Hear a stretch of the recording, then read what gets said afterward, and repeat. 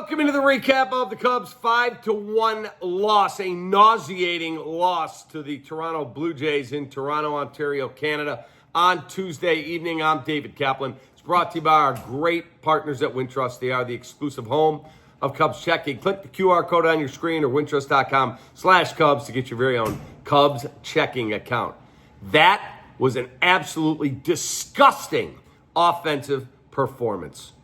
No other way around it. You had 2 innings with the bases loaded. One of them, you had the top of the order coming up. You've already scored a run. You've got their reliever on the ropes, and you do absolutely nothing with the heart of your order.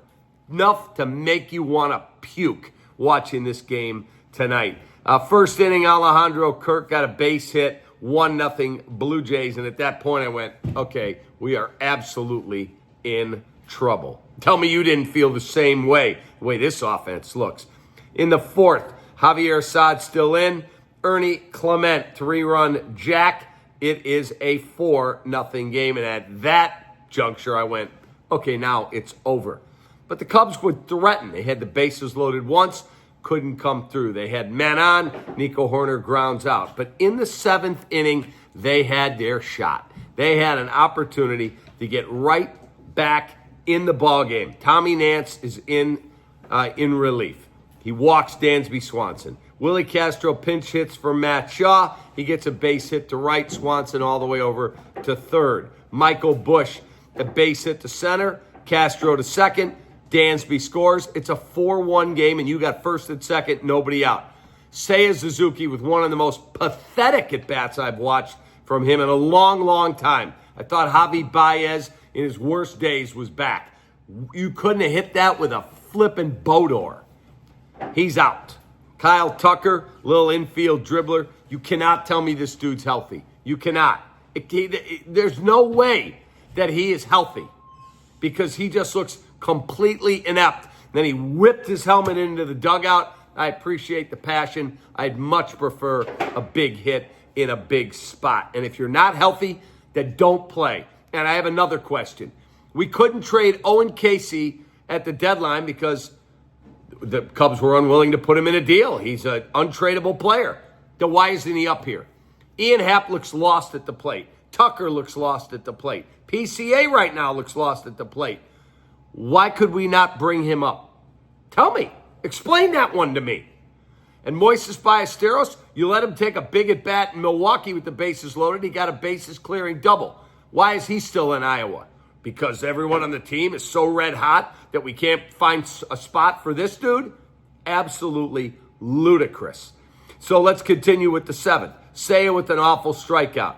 Kyle Tucker with the dribbler to the third baseman. He gets the out. Carson Kelly walks, bases loaded. Here's PCA. And for those of you out there, they shouldn't have pinch hit him the other night. They shouldn't have pinch hit for him.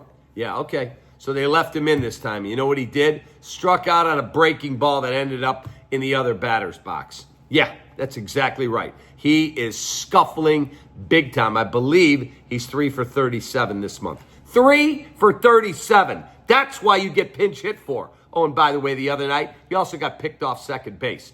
These mistakes have got to stop. Picked off a second. I saw Tucker 2 nights ago miss a cutoff, man. It's all this stuff that's got to get cleaned up. And while I put the blame on the players, Craig Counsell's got to clean that bullshit up too. Guys getting picked off, guys getting thrown out at the plate, Kyle Tucker missing a cutoff, man. All that stuff has got to get cleaned up, and that falls at the feet of the manager. But again, the underperformance offensively, that is on the players. They have got to be better. Dalton Varsho got a home run in the 8th. There's the final margin of victory. Our recap's also brought to you by our great partners at Tasty Trade. Stocks, futures, options, crypto. Tasty Trade is the platform for you. You see them all around Wrigley Field. Let me give you the pitching tonight because it wasn't good at the start, but Ben Brown was outstanding tonight.